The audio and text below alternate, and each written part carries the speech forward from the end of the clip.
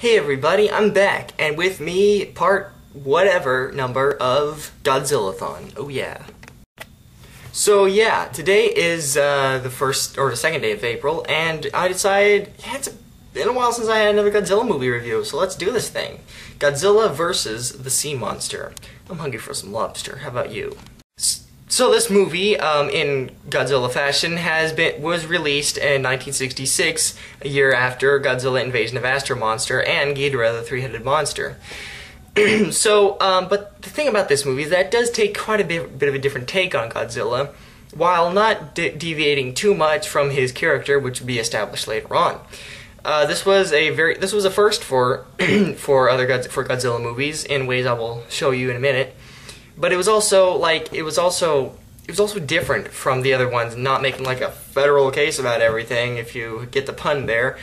Because in previous Godzilla movies, Godzilla was a big deal, obviously, and the government was also usually involved, and main characters were usually government officials of some kind. I mean, think about it. In Godzilla vs. Mothra, while they were reporters, they were also involved with scientists who were sent to discover what the giant Mothra egg was about. In Ghidorah the Three-Headed Monster, they were Japanese police. And, of course, in Invasion of Astro Monster, they were actual astronauts. But this one takes a different turn and brings them more down to the individual level and gets civilians involved. And, well, let's take a look at this plot. So the story starts out with a terrible storm, and it's just, you hear about this shipwreck, and it sounds terrible, and people are missing off in some island somewhere. And of course the government's looking for them, but they can't find them anywhere. So at this dance contest to win a yacht, a couple of friends have entered to win this boat, and they get a third friend who wants to go and save his brother who was lost at sea in that shipwreck. And so they just want to look. They get on board and stow away on a boat, which they find later is owned by somebody. And we find out later, even then, that that guy stole the boat from some other guy. So already you're seeing a different sort of twist in the plot, in that there is a lot of plot just like the previous movies, but it seems to be a little bit more minute, not quite such a global or even national scale. It's very small and down to earth. And for once, it doesn't even take place even closer to the Japanese mainland. In fact, it takes place in a deserted island, which is where these people end up shipwrecking after they see a giant claw smash this boat to smithereens. There they find that some sort of weird banana republic is taken over the island and has enslaved the natives there. They also find that it is inhabited by none other than Godzilla. But not just Godzilla, we get an interesting scene where Godzilla fights this giant vulture sort of thing. They never really name it, and it never shows up again, except in cameo scenes and stock footage.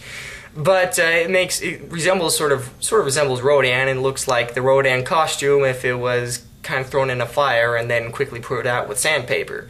But nonetheless, that is the first monster battle we get, which begs the question: are there more giant monsters than just Godzilla? And this is where the first precedent you see for later movies, and that is that Godzilla lives on an island. We actually see where Godzilla decides to put himself when he is not battling for Earth. And this island, while not this exact island, it's sort of an idea that would be carried in a later, more famous Godzilla movie that we will be getting to soon. And it's where the idea of Godzilla and other monsters on an island living in semi-harmony. And, well, this was actually quite interesting, it being that the first time we ever see Godzilla and other monsters living on an island together out in the ocean somewhere. Now, what this island exactly is a little unclear, at least to me, because on the island, it turns out that these are the people that worship Mothra. Now, get ready for a major nerd-out session, because it's really kind of trivial and not really important, but it is important to me for connecting the dots between the Godzilla movies. So, if you are disgusted by humongously nerdy conversations, please fast forward.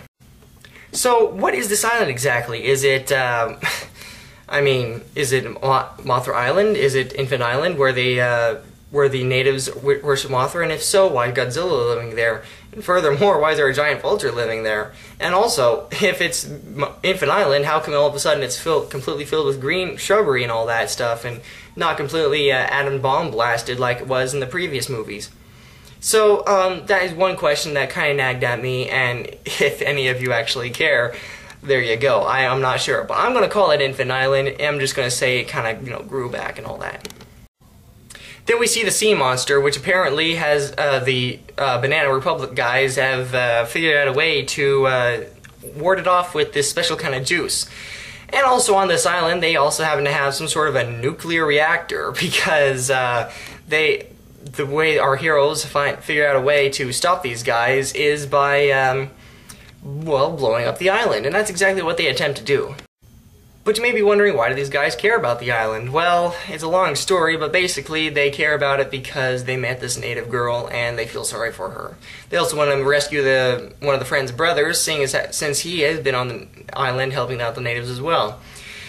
And in the midst of it, we get to see Godzilla take on Ebera, or the giant lobster. And this is an odd monster, which would never show up again till much, much later, and even then, only very fleetingly.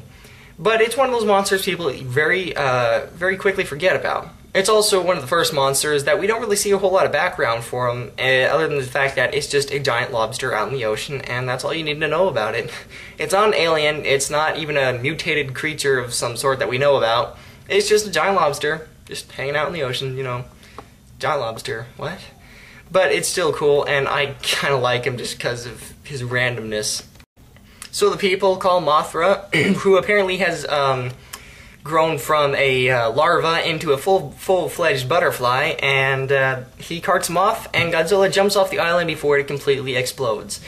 So apparently, whatever that island was is no longer there. And that's basically the ending to this very small and simple plot, yet somehow kind of really cool. Now this movie was directed by not Ishiro Honda, but Jun Fukuda. And it starred, well, the main guy who turns out to be a robber in the movie. Sorry, spoiler there. But you might have recognized him from being the main lead in Godzilla, and also in parts in Godzilla vs. Mothra and Invasion of Astro Monster as the main astronaut. But this movie was actually pretty good, I gotta say. It's one of my more favorite movies, to tell you the truth, of the Showa era, or the 60s. And the reason for that being is just because of its real simplicity. It's not a really over-convoluted plot, and it's only got one main linear storyline, yet it just seems so just cool. I mean, it's simple, but it's interesting enough to hold your attention, and I think that's very, very hard, if not almost impossible, way to pull off a movie without the audience totally getting bored of it. Especially when special effects aren't even all that great, other than just a guy in a giant rubber suit. Which admittedly has its own charm to it, but it's pretty cool to be able, for a writer and a director, to be able to come up with a simple storyline, easy for audiences to follow, yet also keep it interesting and let you hang on everything that happens next. And I gotta say, this one is at least 4 out of 5 stars on my count for Godzilla movies. What would come next, though, would be similar, and this would be a trend that would continue for the next few movies. But that is for later, and until next time, I'm Creature Hunt Guy, this is Godzilla vs. the Sea Monster, and I'll see you later.